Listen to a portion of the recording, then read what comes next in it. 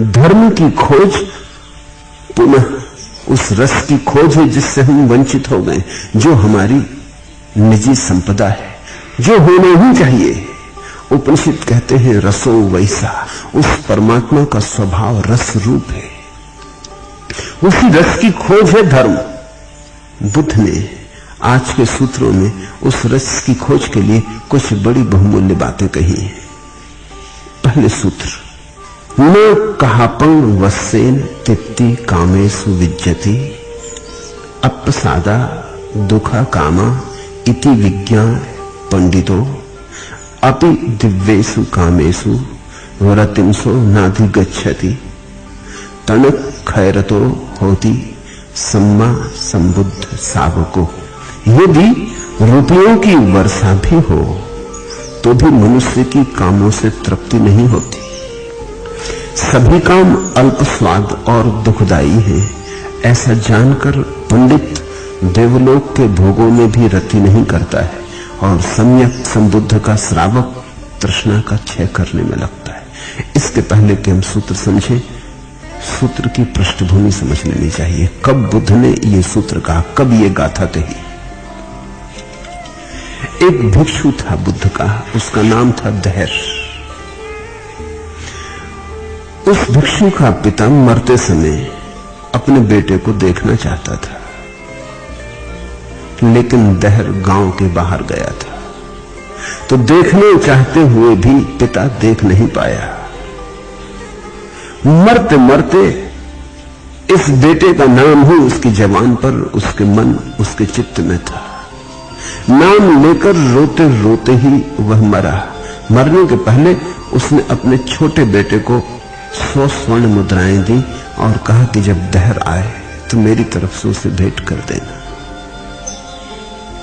पीछे कुछ दिनों बाद दहर गांव वापस लौटा। उसके छोटे भाई ने रोकर सारा समाचार कहा और उन स्वर्ण मुद्राओं को दिया, लेकिन दहर ने स्वर्ण मुद्राएं फेंक दी। भिक्षु कहीं स्वर्ण मुद्राएं छूता और उसने कहा कि तू भी किस तरह की बात कर रहा है, मुझे भ्रष्ट करना चाहता है। कामनी और कांचन तो त्याज्य, ये मिट्टी है, तू इनको सोना समझता है। इस इंकार में बोध कम था, अहंकार ज्यादा था। वह कुछ दिनों तक अन्य भिक्षुओं से अपने इस त्याग की घमंडपूर्वक चर्चा भी करता रहा, लेकिन कुछ दिनों बाद वह उदास रहने लगा। वे स्वर्ण मुद्राएं उसका पीछा करने लगी। रात उनके सपने भी आते, दिन में विचार भी बार बार आता। सोचने लगा क्यों छोड़ दी स्वर्ण मुद्राएं, किसको पता चलता, ले ही लेता, संभाल के रख लेता, वक्त बेवक्त काम पड़ जाती। फिर रोज रोज ये भिक्षा मांगना, दीन की भांति घर घर से भिक्षा मांगना, इससे तो बेहतर था कि उन स्वर्ण मुद्राओं के सहारे सुख सुविधा से जीता। रखा भी क्या है इस भिक्षु होने में, मुझसे बड़ी भूल हो गई। और एक रात ये विचार इतनी तीव्रता से उसे पकड़ा कि उसने सोच ही लिया कि कल सुबह बुद्ध से क्षमा मांगकर भिक्षु का वेश त्याग कर ग्रस्त हो जाऊंगा। भिक्षुओं ने जाकर बुद्ध को खबर दी। उन्होंने कहा यह होगा ऐसा निश्चित ही था। धन के त्याग में जो प्रशंसा लेना चाहता है वह धन में अपने रस की घोषणा करता है। भोगी और त्यागी में बहुत भेद नहीं है। भोगी धन को पकड़ता, त्यागी धन को छोड़ता, लेकिन दोनों के मन में धन का मूल्य है। दोनों मानते हैं कि धन कुछ है, धन धन है। भोगी लोलुप होकर दौड़ता धन की तरफ, त्यागी भयभीत होकर भागता धन की तरफ से। दोनों की दिशाएं अलग, लेकिन दोनों का राग रंग एक ही है। धन अभी सार्थक है, व्यर्थ नहीं हुआ। इसलिए मैं सोचता था कि ये घड़ी आएगी। असली बोध तो त्याग और भोग दोनों से मुक्ति है। असली बोध न तो धन को पकड़ता है न धन को छोड़ता है। धन में न पकड़ने योग कुछ है न छोड़ने योग कुछ है। फिर उन्होंने दहर को बुलाकर कहा, पागल, इतनी सी स्वर्ण मुद्राओं से होगा भी क्या? 100 स्वर्ण मुद्राएं कितने दिन चलेंगी? इससे तेरी तृष्णा तृप्त होगी? तृष्णा दुष्पूर है।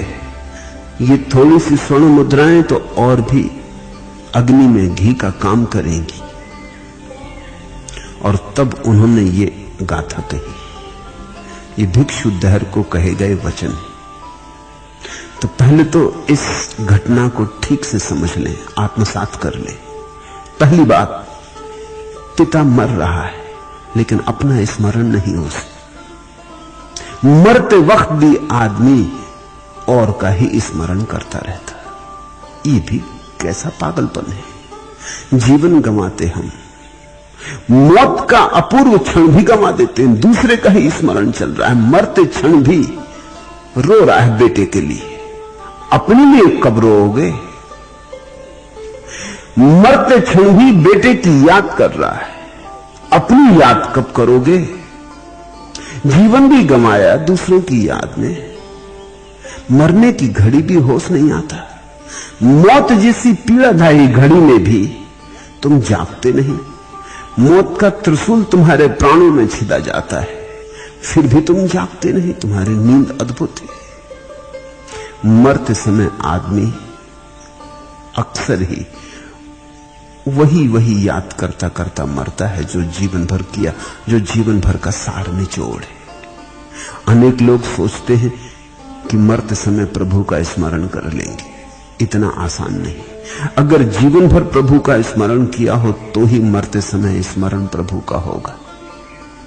क्योंकि मृत्यु में तो वही सिकुड़ के बीज बन जाता है जो जीवन भर बोया है। मृत्यु तो तुम्हारे सारे जीवन की परीक्षा है, परीक्षा की घड़ी।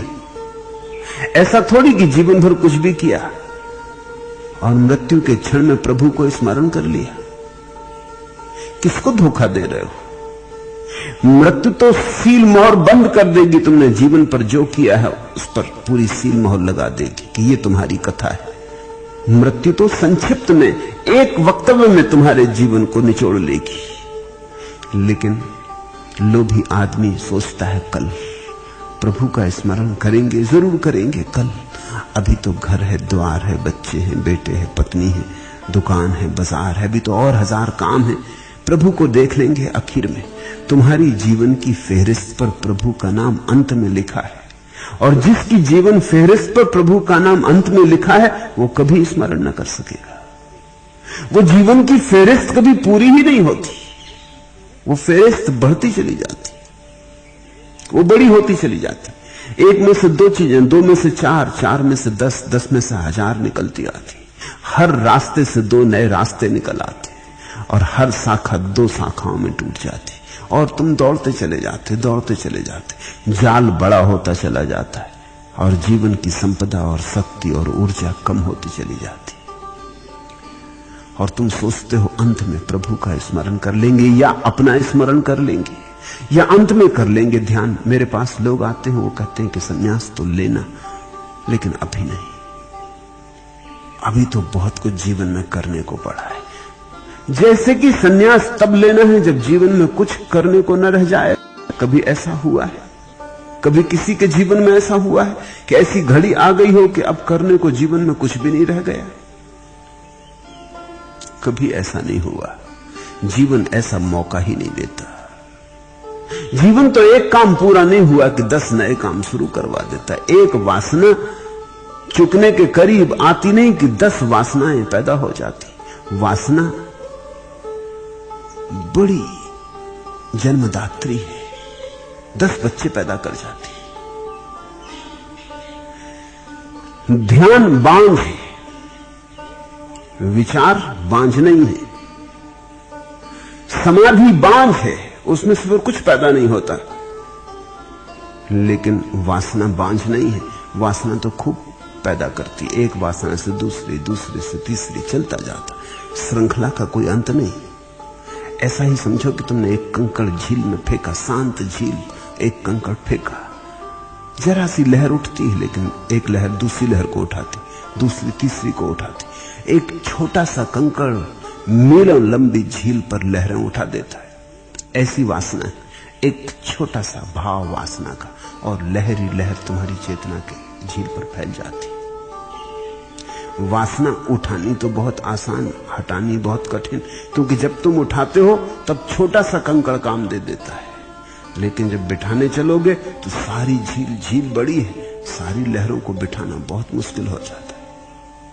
और लोग सोचते हैं कि अंत में याद कर लेंगे, और इन्हीं लोगों ने इस तरह की कहानियां भी गढ़ रखी कि अंत में याद करने से सब हो जाता। तुमने कहानी सुनी है ना अजामल की, कि अजामल मरा, उसने कभी जीवन में परमात्मा का नाम ना लिया, लेकिन उसके बेटे का नाम नारायण था।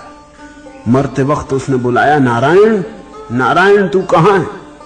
और ऊपर के नारायण समझे कि मुझे बुला रहा है। वो अपने बेटे को बुला रहा था, उसको ऊपर के नारायण से कुछ लेना देना न था। मर गया नारायण को पुकारते, और ऊपर के नारायण धोखे में आ गए और वो स्वर्ग गया। ये जिनने कहानी गढ़ी है, इनसे सावधान रहना, इस तरह के लोगों से सावधान रहना। किसको तुम धोखा दे रहे हो? और अगर तुम्हारा परमात्मा इस तरह धोखे में आता है तो दो कौड़ी का परमात्मा है। इस तरह के परमात्मा का कोई मूल्य नहीं। तुम्हारी आत्मा जिस दशा में होगी वही अंकित होगा अस्तित्व पर, उससे अन्यथा कुछ भी अंकित नहीं हो सकता। तो ये दहर का बाप मर रहा था, बेटा भिक्षु हो गया है, तो भी इसे याद नहीं आती कि कुछ अपनी सोचे, कुछ अपनी सुध ले। बल्कि मरते वक्त आदमी और तीव्रता से दूसरी बातें सोचने लगता है। ये भी एक तरकीब है ताकि मौत दिखाई ना पड़े। जैसे जैसे मौत करीब आने लगती है आदमी की, वैसे वैसे आदमी सब तरह से अपने को उलझा लेता विचारों में, ताकि मौत दिखाई ना पड़े। ये भी सांत्वना की तरकीब है, ये अपने को दूसरी दिशा में लगा लेने का उपाय है। तो मरता था, बेटे को देखना चाहता था। मौत भी तुम्हें नहीं बताती कि सब संबंध टूट जाने वाले, सब संबंध मनगढ़ंत थे। कौन बेटा कौन बाप? मौत आ गई, तुम चलने को तैयार हो गए हो, फिर भी इस संसार में पैर रोपे रखना चाहते हो। मरता था बाप, बेटे को देखना चाहता था, लेकिन भिक्षु गया था गांव के बाहर, तो बाप रोता हुआ अपने बेटे का नाम ले लेकर मर गया और 100 स्वर्ण मुद्राएं छोड़ गया। खुद भी जीवन भर धन इकट्ठा किया होगा, और अब सब धन छूटा जा रहा है, तो भी अभी उसे समझ में नहीं आया कि धन निर्मूल्य है। अभी वो धन छोड़ जाता है अपने बेटे के लिए। अगर बाप में थोड़ी समझ हो तो बेटे के लिए बोध छोड़ जाएगा, धन क्या छोड़ जाना। धन में खुद अपना जीवन गंवाया और अब बेटे के लिए भी उपाय किए जा रहे हो। अगर बाप में थोड़ा बोध हो तो अपने जीवन की पूरी असली संपदा यानी अनुभव की संपदा, कि धन व्यर्थ है, कि भोग व्यर्थ है, कि दौड़ व्यर्थ है, कि दौड़ा धाड़ी आपाधापी सब कुछ काम नहीं आती, मौत सब छीन लेती। ऐसा सूत्र अपने बेटे को छोड़ जाएगा। मरते वक्त अगर बाप में थोड़ी भी समझ हो तो वो कह जाएगा कि मेरे बेटे को इतनी बात कह देना कि जो जो मैंने किया सब व्यर्थ गया, तू समय मत गंवाना, इसमें मत उलझना। लेकिन कब बाप ऐसी समझ की बात कह पाते? हालांकि हर बाप समझता है कि वो समझदार है। उम्र बढ़ने से कोई समझदार नहीं होता, बूढ़ा होने से कोई समझदार नहीं होता। समझदारी का बुढ़ापे से कुछ लेना देना नहीं। समझदारी कुछ और ही बात है। अनुभवों की बहुत बड़ी श्रृंखला से कोई समझदार नहीं होता, लेकिन अनुभवों के बीच में से सार सूत्र खोज लेने से कोई समझदार होता है।